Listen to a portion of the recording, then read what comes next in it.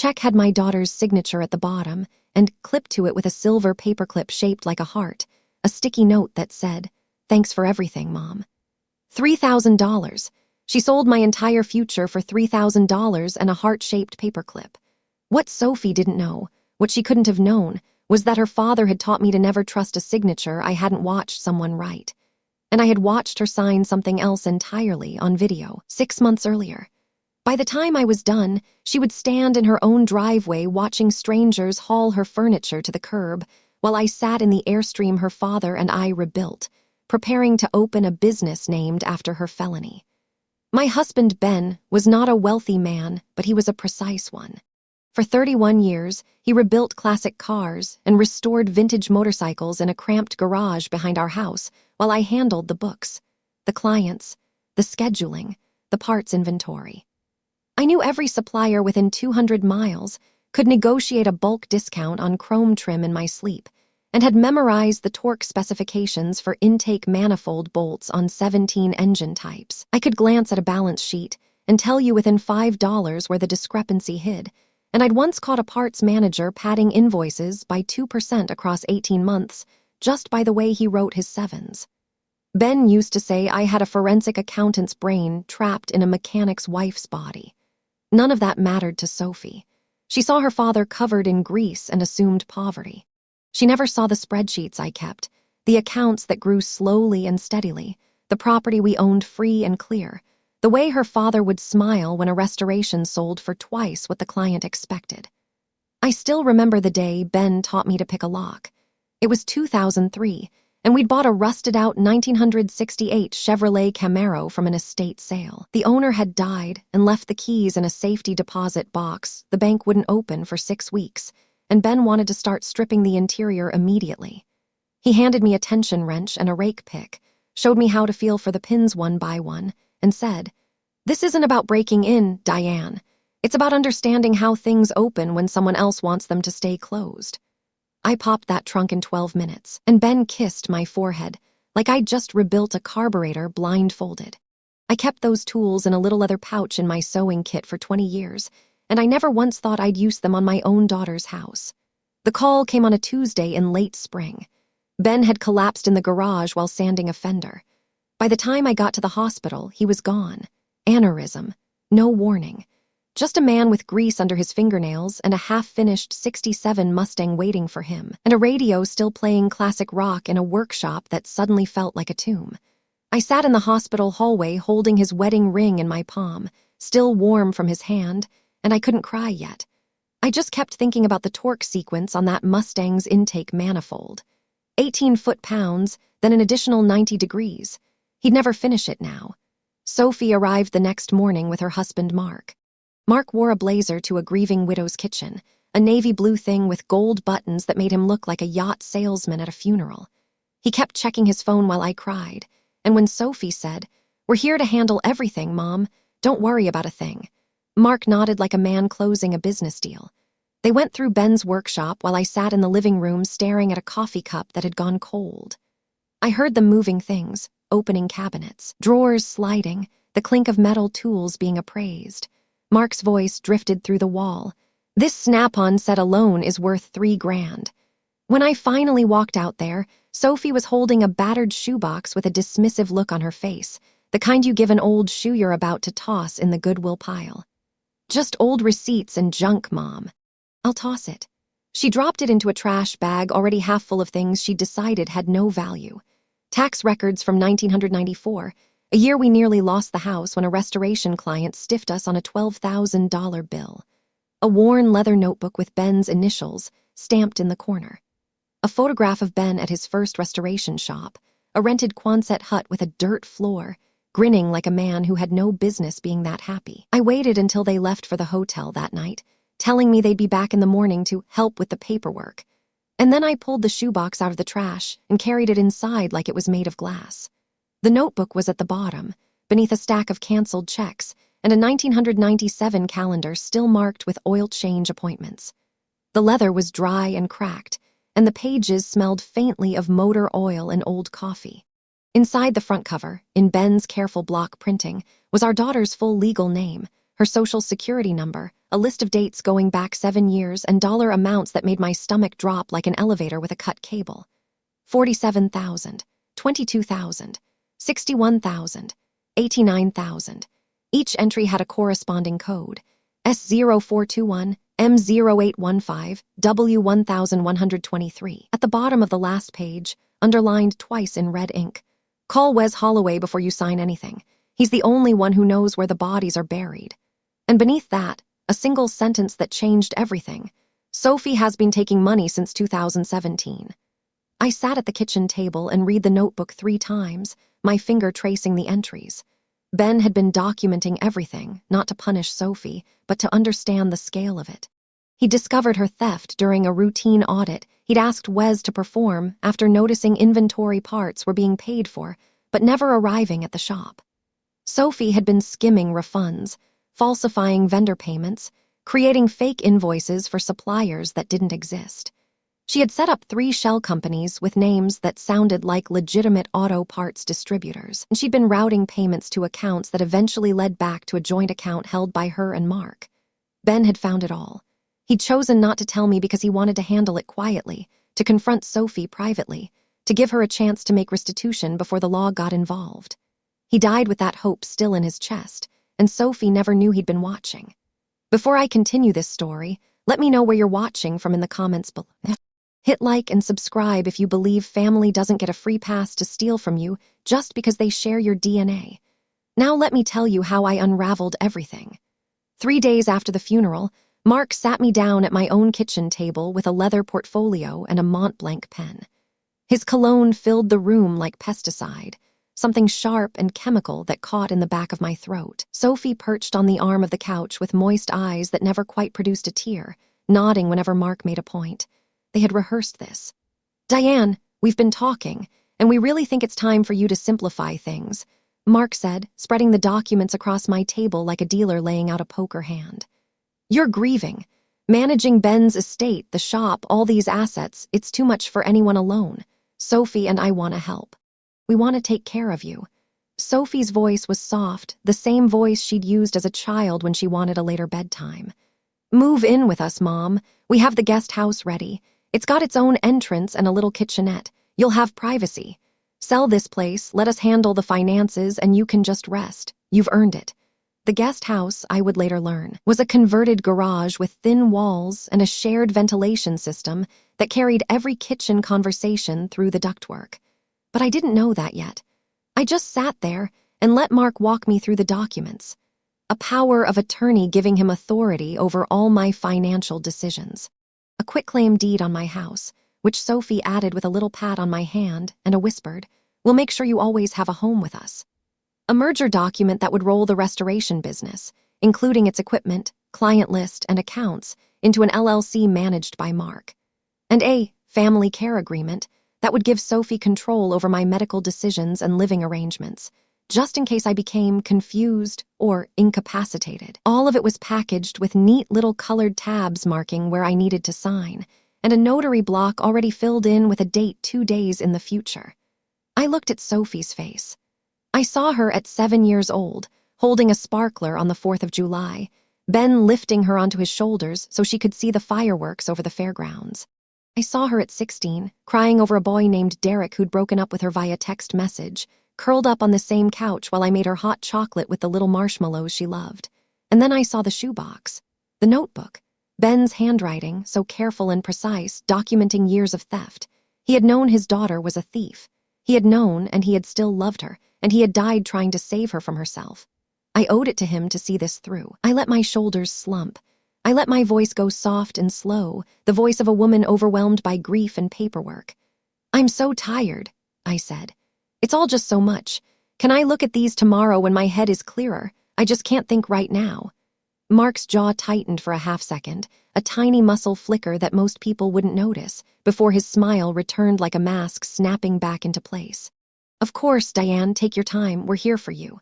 That night, while they slept at the Holiday Inn because my guest room was, according to Sophie, too dusty and smelled like old upholstery, I did not rest. I called Wes Holloway. He answered on the second ring, and I didn't even say hello before he spoke. "Mrs. Webb, I've been expecting your call. Ben said you might reach out if anything happened to him. I'm so sorry." Wes was a forensic accountant, a wiry man in his 60s who'd retired from the FBI's Financial Crimes Division and now worked as a private consultant. Ben had hired him 3 years earlier to audit the business after noticing inventory parts were being paid for through accounts he didn't recognize. Wes had traced shell companies, fake vendor accounts, and a complex web of payments all leading back to Sophie and Mark's joint account. He'd uncovered not just the theft, but a pattern. Sophie had been taking money in small increments at first, testing the system, and then larger amounts as she got bolder. She's been at it longer than Ben knew, Wes told me that night. The numbers I found were just the surface. When Ben passed, I figured they'd come circling. What do you need? I need to know what I'm actually worth, I said, and I need to know what they are planning. Wes worked overnight. By morning, he'd sent me a preliminary report. My assets, including the house, the shop equipment, the restoration business's client contracts, and my 40% stake in a small Airstream rental company Sophie had talked me into investing in, totaled just over $600,000. Not a fortune, but more than enough to retire on if I lived carefully. Sophie and Mark's plan, Wes explained, was almost certainly to liquidate everything, absorb it into their own finances, and leave me dependent on them with no legal recourse. The documents Mark had presented were designed to strip me of every asset I possessed while making it look like a generous act of family care. I didn't sign the documents the next morning. I told Sophie I needed a few days to process, and that I wanted to see a lawyer just to understand the language. Mark's smile tightened again, but Sophie rushed in with a hug and said, of course, they understood. They'd wait. What they didn't know was that I'd already moved my most important documents, the deed to the house, the LLC operating agreement for the rental business, and Ben's notebook, into a safety deposit box at a bank across town, where neither of them held accounts. I left enough in the joint checking account to look normal, a few $1,000s, and I flagged my credit with the 3 bureaus using a fraud alert that required verbal confirmation for any new accounts. Old habits from decades of protecting a small business. 2 weeks later, I moved into Sophie and Mark's guest house. I brought 2 suitcases, my mother's jewelry, and the shoebox. I also brought a small digital recorder I purchased at a Radio Shack 2 towns over, paying cash, and a USB drive loaded with accounting software Wes had configured to automatically flag suspicious transactions if I could plug it into a network. The drive was disguised as an ordinary thumb drive, but it had a tiny keylogger utility that would capture usernames and passwords. I didn't know if I'd get the chance to use it, but I wanted it ready. I played the role perfectly. I shuffled when I walked. I forgot names. I asked the same questions twice. I let Sophie pour my coffee and Mark handle my mail. I mentioned, offhand, that I'd been feeling a little foggy and that sometimes I couldn't remember where I'd put my keys. They saw a confused old widow who needed protecting, and they relaxed. They stopped lowering their voices when I was in the room. They left paperwork on the kitchen counter. They took phone calls about the fleet sale, while I sat 10 feet away pretending to knit, my needles clicking steadily while my ears caught every word. The guest house was a converted garage with thin walls and a shared ventilation system. I discovered the ductwork on my 3rd night when I heard Mark's voice, tinny but perfectly intelligible, through the vent near the water heater. After that, I developed a sudden interest in checking the pilot light every evening around dinner time. I'd stand in the little utility closet with my ear near the metal grate and listen. He's offering $640 for the whole fleet, Mark said one night, his voice echoing through the duct. But we need her signature on the transfer documents first. The 40% stake in the LLC is the problem. Without it, the buyer won't close. They want full ownership, all 4 trailers, the brand, the booking platform, everything. Sophie's voice was sharper than I remembered, a knife wrapped in velvet. I told you she trusts me. She'll sign. Just give me another week to work on her. The trip to the bank is already scheduled for the 15th. The closing documents are ready. All she has to do is show up and smile. And if she doesn't? She will. She's been forgetting where she puts her teeth, Mark. She'll sign anything I put in front of her. The fleet Mark mentioned was my retirement project, the thing that was supposed to carry me through my final decades. 3 years earlier, Ben and I had taken $120,000 from my inheritance, my mother's estate, and purchased 4 vintage Airstream trailers. They were beauties, each with a story. A 1969 Globetrotter, a 1972 Sovereign, a 1965 Overlander, and a 1958 Flying Cloud. Ben handled the frames, the plumbing, the electrical systems, the undercarriage rust-proofing. I did the interiors, the upholstery, the cabinetry, the marketing. We'd spend winter evenings in the garage with the space heaters running, him teaching me how to polish aluminum to a mirror shine, me teaching him how to use the accounting software I'd set up for the rental business. We'd named the trailers after old country songs, and the Globetrotter, the one with the custom oak interior and the cedar-lined closet, was called Jolene. It was my inheritance, my retirement, and my home, and the rental business we'd built around it was supposed to provide steady income for decades. Sophie had come to us with the business proposal. She just finished an online course in hospitality management and wanted to build something real. She would manage the rental company, handle bookings, maintenance scheduling, and customer service. I invested the full $120,000, secured a 40% ownership stake in the newly formed LLC, and retained lifetime placement rights for Jolene at any property the business owned or leased. Ben had insisted on that clause. He looked Sophie in the eye and said, "No matter what happens, your mother always has a place to park her trailer." Sophie had smiled and said, of course, and Ben had written the clause into the operating agreement with language that made it irrevocable without my written consent. The business had been modestly successful, generating maybe $20,000 a year in profit. Sophie managed it competently enough. With an app and a website and a social media presence I didn't fully understand. But what I didn't know, what Wes helped me discover by pulling business records and bank statements, was that 2 months before Ben died, Sophie and Mark had begun negotiating to sell the entire fleet and the business itself to a hospitality group called Clear Sky Retreats. The buyer was offering $720,000, more than the business was worth on paper, because they wanted the vintage Airstream brand for a boutique glamping venture. But the sale required my signature as a 40% stakeholder. Without it, Sophie could only sell her 60%, which Clear Sky didn't want. They wanted full control, all 4 trailers, the brand, the booking platform, the social media accounts, everything. And Sophie, faced with her mother owning a minority stake that blocked her payday, had forged my signature on an asset sale agreement. I found the document in Mark's home office 3 weeks into my stay. The opportunity came when a pipe under the bathroom sink in the guest house started leaking.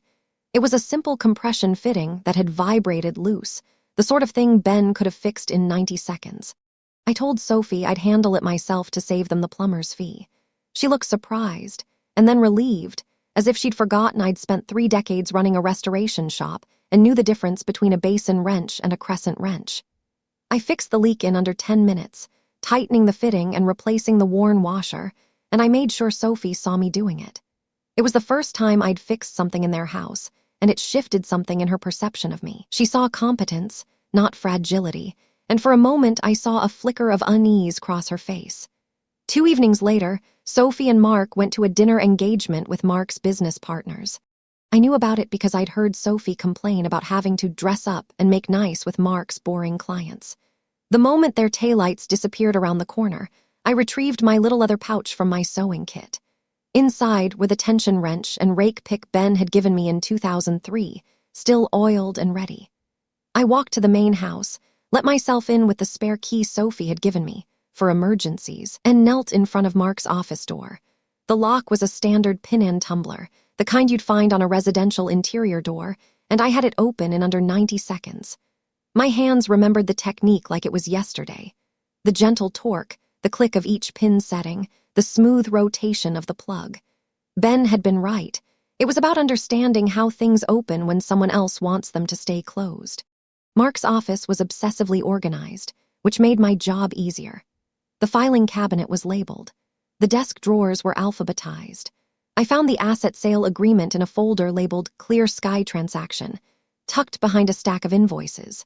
It was 32 pages long, and my signature appeared on page 7, signature line 43, beneath a clause transferring all my ownership rights and my lifetime placement guarantee to the new buyer. The signature looked convincing at a glance, the looping D and the trailing E that I'd used since high school. But I had spent 31 years watching Ben examine forged documents in title fraud cases for his restoration clients. I knew what to look for. I pulled a magnifying glass from my purse, a little pocket lens I'd used for years to read tiny parts numbers on carburetor jets, and I studied the ink. The ink pressure was too uniform. A human hand hesitates and resumes. There are microscopic variations in ink density where the writer pauses, where the pen angle shifts. This signature had none of that. It was mechanically consistent, characteristic of an auto pen or a careful trace. The letter spacing was flawless, the sort of regularity you see in a scan or a practiced forgery, not a natural signature. And most damning, the date printed beside my name was a Tuesday, but the notary stamp on the same page was dated for a Wednesday. A notary cannot notarize a signature one day before it was supposedly signed. It was a fatal error, the kind of mistake amateurs make when they're rushing. I photographed every page of the agreement with my phone, and then I photographed it again with a separate digital camera I'd bought for that specific purpose. I photographed the folder's contents, the surrounding documents, the labels on the filing cabinet, the notary stamp, the ink, everything. Then I pulled out the USB drive Wes had given me. Mark's computer was a desktop tower, still running, and I plugged the drive into a rear USB port where it wouldn't be noticed. The tiny keylogger installed itself automatically.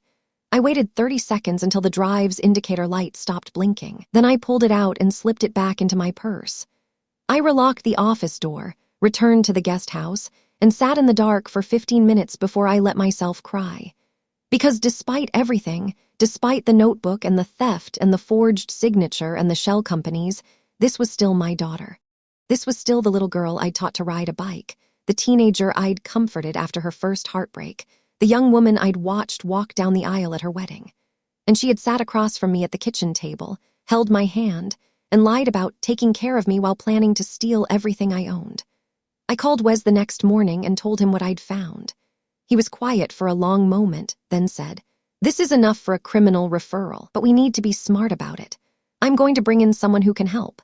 That someone was Patricia Okonkwo, a special agent with the FBI's Financial Crimes Division. Wes had worked with her years ago on a mortgage fraud case, and he trusted her.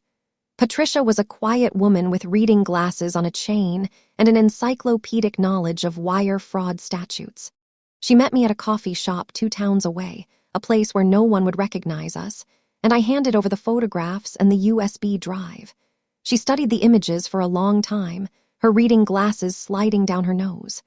"This forgery is amateur hour," she said finally, "but the scale of their operation is bigger than just you." She explained that Sophie and Mark had also extended their scheme beyond my assets. They had taken out loans against the rental business, using inflated asset valuations, claiming the trailers were worth 3 times their actual value. They had defaulted on 2 of those loans and were now attempting to use the Clear Sky sale proceeds to cover their debts while leaving me legally responsible for the shortfall. The forged signature on the asset sale agreement was not just a contract violation. It was wire fraud, identity theft, forgery of a financial instrument, and conspiracy. And because the transactions crossed state lines through Clear Sky's out-of-state accounts, it fell under federal jurisdiction. "The signatures you saw are enough for a warrant," Patricia said. "But what we need for conviction is her admitting on recording that she signed your name. Can you get that?" I told her I could. I also told her about the security footage. Ben, ever the perfectionist, had installed a camera system in his workshop years earlier, mostly to monitor client vehicles after hours. One of those cameras covered the shop entrance and the driveway, and it had been running during the week Sophie claimed I signed the transfer documents. Wes had pulled the footage, and it showed me at a completely different location on the day in question. I was at a supplier's warehouse 30 miles away, picking up chrome trim for a client's Thunderbird restoration. The timestamp on the receipt matched the timestamp on the video, and the footage also captured the security camera's own timestamp, creating a perfect alibi. I had not been in the same building as Mark's desk. The documents could not have been signed by me. Ben, without knowing it, had left me a dead man's switch, a piece of evidence that would prove the forgery the moment anyone looked closely. Patricia smiled when I showed her the footage. It was a small smile, but it was there. "That's the nail in the coffin," she said. "Now get me the admission." I had been recording conversations for weeks using the digital recorder in my pocket, but most of what I'd captured was circumstantial, enough to convince me but not enough for a jury. I needed Sophie to say it directly, to incriminate herself in a way that left no room for interpretation. So I chose my moment carefully. The night before the bank appointment, I made tea and carried it to the main house. Sophie was alone in the kitchen, Mark out at another business dinner. I sat down across from her and let my hands tremble slightly around the mug. "I'm nervous about tomorrow," I said, letting my voice quaver. "All these legal things. I don't understand half of what I'm signing." Sophie smiled gently, the patient smile of a daughter humoring an aging parent. "Mom, you don't need to understand. That's what we're here for. We'll guide you through it. But what if I make a mistake? What if I sign something wrong? Your father always handled the complicated stuff." Sophie reached across the table and patted my hand. Her fingers were cold. "You've already signed everything important. Tomorrow is just a formality. You're just there to show your ID and do a final signature for the bank's notary. The big stuff is already filed with the buyer." "Already filed?" I let my voice waver, confused. "But I don't remember signing anything about the trailers." The phrase, "the trailers," hung in the air. Sophie's expression flickered. For one instant, I saw something cold and calculating beneath the daughterly concern. Then it was gone, replaced by the patient smile. "You signed the transfer paperwork back in July, Mom. Remember, we sat at Mark's desk, and you said your arthritis was bothering you, so I guided your hand." That was a lie. I had never signed anything at Mark's desk, guided or otherwise. But the statement was on recording now, a direct claim that I had signed a document she knew I hadn't signed. "My arthritis," I repeated, playing the foggy old woman. "Yes, of course, I forgot. It's been so hard to keep track of things lately." Sophie squeezed my hand. "It's okay, Mom. That's why we're handling things now. You just need to show up tomorrow and smile." I went back to the guest house and listened to the recording 4 times. Sophie's voice was clear, the word transfer paperwork unmistakable. The claim that she had guided my hand, an admission of forgery wrapped in a lie. The trap was set. The federal prosecutor would later call it the single most damning piece of evidence in the case. The medical scare was Wes's idea. I needed to know if there was any limit to what Sophie would do, if some small, buried part of her still cared whether I lived or died, so I staged it carefully. On a Thursday afternoon, while Sophie and Mark were both home, I waited until I heard footsteps approaching the guest house. I positioned myself in the hallway near the entrance, picked a moment when I was certain they'd see me fall, and then I collapsed. I let my body go limp and heavy, hitting the tile floor with a thud that I felt in my hip for days afterward. I lay still. I slowed my breathing until my chest barely moved. I let my eyes flutter closed and my jaw go slack. The floor was cold against my cheek, the tile grout rough under my fingers. I could smell the faint citrus of the cleaning spray Sophie used, and I could hear my own heartbeat thudding in my ears. The door opened. I heard Sophie's footsteps stop about 3 feet from my head. Mom, are you okay?" I didn't move. I didn't breathe visibly. I heard her take 1 step closer and then stop again. And then Mark's voice from somewhere near the kitchen, flat and annoyed. "What's wrong with her?" "I don't know, she's on the floor." A pause. I heard a doorbell ring in the distance, the chime echoing through the house. Mark said, "Is she breathing?" Sophie's voice, closer now. "I think so." "Then leave her for a minute. The courier's here with the final transfer documents. I need you to witness the signature before he leaves." I heard Sophie's footsteps retreat. She stepped over her mother, possibly dying on the cold tile floor, to go sign paperwork that would complete the theft of my retirement. I lay there and counted. 1 Mississippi, 2 Mississippi, 3. The microwave clock on the opposite wall, visible through the crack of the half-open door, told me I was on the floor for 8 minutes before Sophie returned. 8 minutes. I had slipped a tiny digital thermometer into my sleeve before I fell, and when I checked it later, my skin temperature had dropped 3 degrees from the cold floor. I could feel the chill in my bones for hours. When Sophie finally came back, she crouched beside me and said, "Mom, can you hear me?" in a voice that sounded more annoyed than concerned. I let another 30 seconds pass, then groaned and came to, blinking slowly, claiming I'd felt dizzy and must have fainted. Sophie helped me to a chair. She brought me a glass of water. She never once suggested calling a doctor or even helped me off the floor. I had to pull myself up using the doorframe. She was too busy thinking about the paperwork she'd just signed, too distracted by the money she was about to steal to notice that her mother might have had a stroke. That was the moment I stopped having a daughter. The bank visit was scheduled for November 15th, a date I will remember for the rest of my life.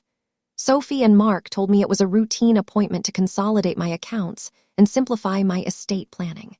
In reality, they needed me present at First Regional Bank's main branch downtown to verify my identity in person for a wire transfer to finalize the fleet sale. The buyer's funds were already in escrow, waiting for the final wet signature. The only remaining step was my appearance at the bank to provide an in-person verification that would satisfy Clear Sky's legal team and prevent any later claims of forgery. They had gotten away with the earlier forgery because no one had contested it yet. But the buyer's final due diligence required a physical, witnessed signature in the presence of their notary and a video recording. Sophie had assured them I would be there, compliant and confused, ready to sign. I dressed carefully that morning. A navy blouse Ben had given me for our 30th anniversary, the one with the tiny white flowers embroidered on the collar. A silver bracelet my mother had worn at her wedding, cool against my wrist. Comfortable shoes in case I needed to stand for a long time. The digital recorder was tucked into an inside pocket of my purse, still running. My phone was fully charged, with Patricia's number on speed dial. I had a slim folder in my bag containing the photographs of the forged document, the security footage on a USB drive, and a printed transcript of Sophie's recorded confession. Mark drove us in his black Lexus. Sophie sat in the passenger seat, her hair freshly blown out, her perfume filling the car. I sat in the back like a child being chauffeured to a doctor's appointment. Mark talked the whole way about how this was a big day, how everything was going to be so much simpler after this, how Sophie and I were going to be set for life. I watched the back of Sophie's head. She didn't turn around once. The bank was a glass and marble building downtown, and a young man in a suit greeted us at the door with a smile that didn't reach his eyes. "The closing is in conference room B. Follow me, please."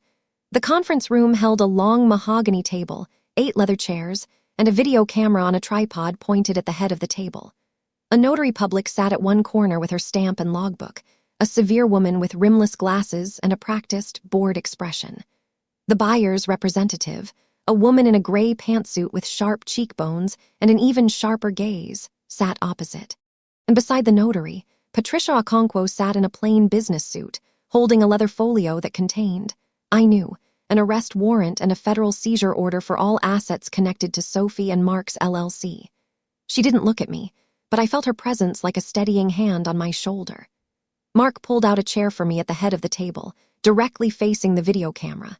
A stack of documents waited there, neatly arranged with colored tabs. The same Mont Blanc pen from months earlier rested beside them. "All right, Diane," Mark said, his voice hearty and practiced, the voice of a man who had never once been told no. "We just need you to sign where the tabs are.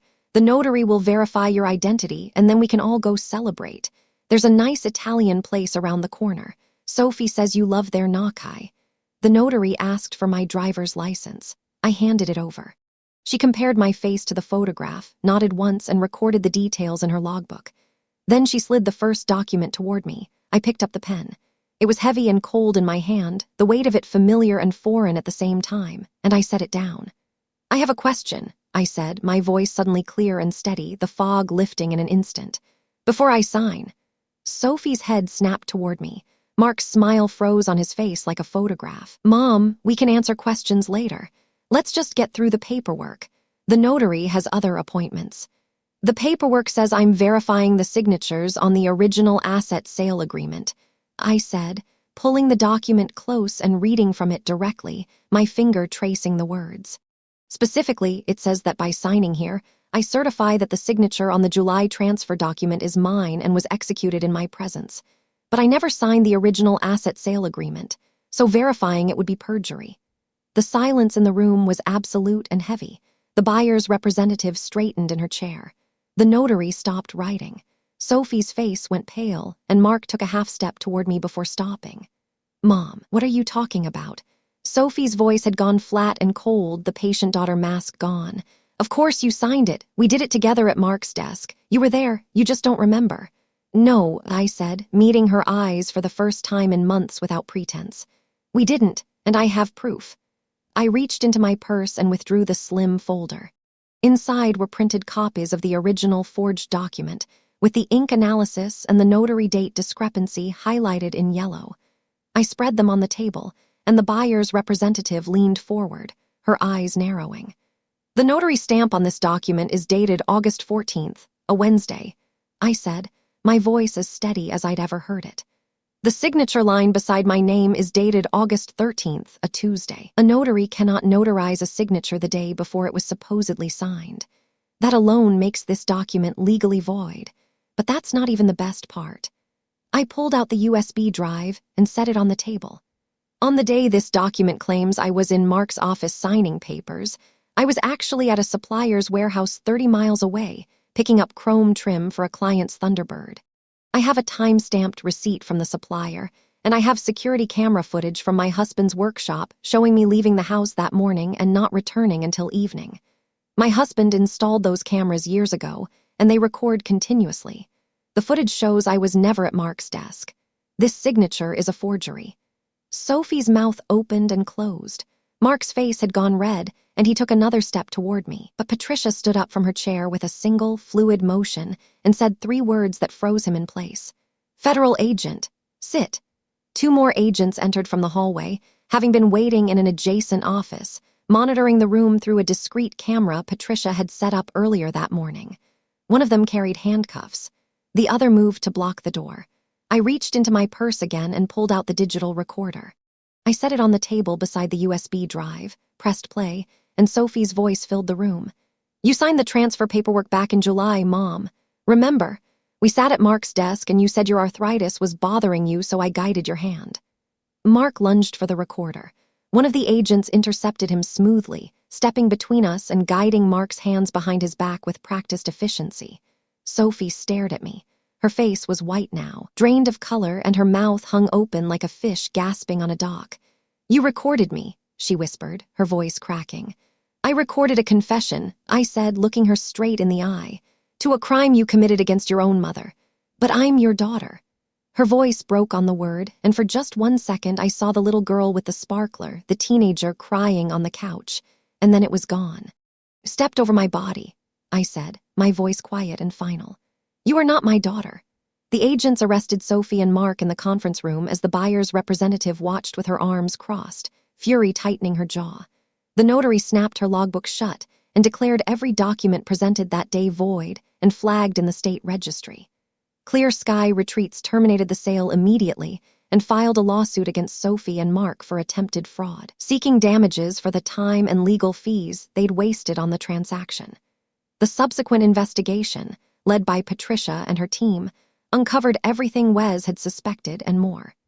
Sophie and Mark had defrauded not only me, but also 3 other investors in the rental business, 2 banks, and a small business grant program that had awarded them $50,000 based on forged financial statements. They had been running a Ponzi-style operation for years, using new investments to pay off old debts, always 1 step ahead of collapse. The keylogger on Mark's computer captured dozens of emails detailing their scheme, including one where Mark referred to me as the old hen, and joked that she'll be dead before she figures it out. My forged signature was not their first fraud. It was merely their most recent and most desperate. The total documented losses across all victims exceeded $1.4 million. The legal process took 14 months. I provided the forensic accounting evidence Wes had compiled, the digital recordings I'd made, the photographs of the forged documents, the security camera footage, and my own testimony. Wes took the stand and walked the jury through the financial forensics, showing how Sophie had created fake vendor accounts with names that were anagrams of her own, how she'd routed payments through shell companies registered in Delaware, how the money had flowed into an account she and Mark used to fund their lifestyle. The Lexus, the vacations, the dinners at restaurants I'd never been invited to. Sophie's defense attorney tried to paint me as a bitter old woman with a grudge, someone who'd never approved of Sophie's marriage and was using a misunderstanding to destroy her daughter's life. He cross-examined me for 3 hours, trying to trip me up on dates and details, suggesting that my memory problems made me an unreliable witness. I answered every question calmly, precisely, with the same attention to detail I'd used for 31 years of business bookkeeping. When he asked me if it was true I'd faked a medical collapse to manipulate my daughter, I looked directly at the jury and said, "Yes," and she stepped over my body to sign paperwork that would have left me homeless. I have the thermometer readings to prove I was on that floor for 8 minutes, and I have the security footage from the hallway camera I installed the week before. She never called a doctor. She never even helped me up. The defense rested shortly after that. The jury deliberated for 3 hours. They returned guilty verdicts on all counts: wire fraud, identity theft, forgery, conspiracy, and elder financial abuse. The judge, a woman with steel gray hair and no patience for excuses, read the sentences aloud in a clear, carrying voice. Sophie received 7 years in federal prison. Mark received 9. The judge ordered full restitution to all victims, and when Sophie's attorney requested leniency on the grounds that Sophie was a mother herself, with a young child, the judge looked over her glasses and said, "The defendant's own mother was lying on a cold floor while the defendant stepped over her to commit a felony. Leniency is not appropriate here." Sophie's assets were seized, including her house, her cars, and her investment accounts. The court awarded me a civil judgment of $350,000 for my direct losses plus punitive damages, a number the judge calculated based on the value of the stolen stake, the emotional distress, and the sheer premeditation of the scheme. Sophie had no way to pay it except through the house. I foreclosed on my daughter's home. The sheriff's sale took place on a Wednesday morning with a cold November wind blowing leaves across the front lawn. I stood at the curb and watched the auctioneer call prices while strangers toured the rooms where Sophie had planned my financial destruction. They walked through the kitchen where I'd made tea and caught her confession. They inspected the hallway where I'd collapsed and been left to lie. When the gavel fell, the property was mine. I sold it 5 months later to a young couple with a baby on the way. They painted the walls a soft yellow and planted roses by the mailbox, and I never drove past it again. I used part of the judgment money to repurchase Jolene, my 1969 Globetrotter, from the bankruptcy proceedings. Sophie had tried to include it in the business assets, but the lifetime placement clause in my original LLC agreement, the one she'd attempted to erase with forgery, was legally ironclad. The court recognized my ownership and returned the trailer to me. I remember the day I drove out to the storage lot where it had been sitting, covered in a dusty tarp. The aluminum shell was dull and needed polishing. The tires were flat, but she was mine again, and when I opened the door, the smell hit me. Oak paneling, cedar closet lining, a faint trace of the leather conditioner Ben used on the bench seats. I sat on that bench for an hour, breathing it in, before I started the engine. The rest of the judgment, combined with the return of my 40% stake in what remained of the business, allowed me to start over. I found 2 of Sophie's former customers who had been defrauded by her and offered them their money back. Both refused. Instead, they asked to invest. By the time Sophie's appeal was denied, which happened 18 months after sentencing, I had a new LLC, a legitimate one, with 3 Airstreams and a booking platform and an office that was just my kitchen table and a laptop I'd learned to use well enough. I named the business road to Redress RV Rentals, and I designed the logo myself, a winding road leading toward a rising sun with the silhouette of a vintage Airstream in the foreground. Every rental contract prints the case number from Sophie's conviction.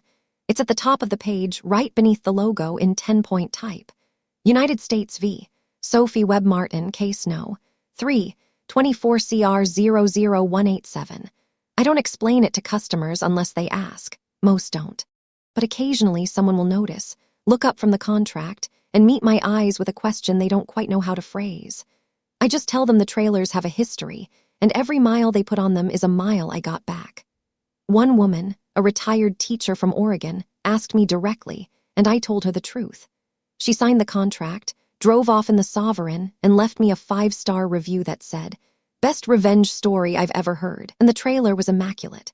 I live in Jolene now, parked at a small RV cooperative near the coast where the fog rolls in every morning and the air smells like salt and cypress.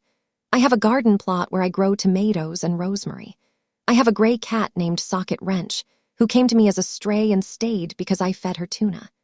I have a view of the ocean from my dinette window, and every morning I drink my coffee watching the waves. I still do the books myself. I still know every supplier within 200 miles. I still remember the torque specifications for intake manifold bolts on 17 engine types, and sometimes I recite them in my head like a prayer. Once a month, I drive out to the federal prison 3 hours inland and sit across from Sophie in a visiting room with beige walls and uncomfortable plastic chairs. She doesn't speak much anymore. She's thinner, and her hair has gray in it now. I bring her photographs of the trailers, freshly polished and parked at the cooperative. I bring her photographs of the garden, the tomatoes ripening on the vine. I bring her photographs of the sunset from my window, the sky turning pink and gold over the Pacific. I don't tell her I'm rebuilding everything she tried to destroy. I don't need to. The case number is printed on every contract, and my signature, the real one, is at the bottom of every page. Her mother's name now authenticates a business she will never touch again. Some debts are paid in money. Some are paid in the quiet architecture of a well-constructed revenge, the kind that doesn't burn down the house but simply reclaims it, board by board, until the person who locked you out discovers they no longer have a door. Have you ever discovered a dark secret about someone you trusted completely? How did you handle it? If you want more stories about people who rebuilt their lives after the ultimate betrayal, hit that subscribe button and turn on notifications. This channel is dedicated to the truth that family doesn't get a free pass to destroy you, and sometimes the best revenge is a paper trail. Thank you for watching. I'll see you in the next story.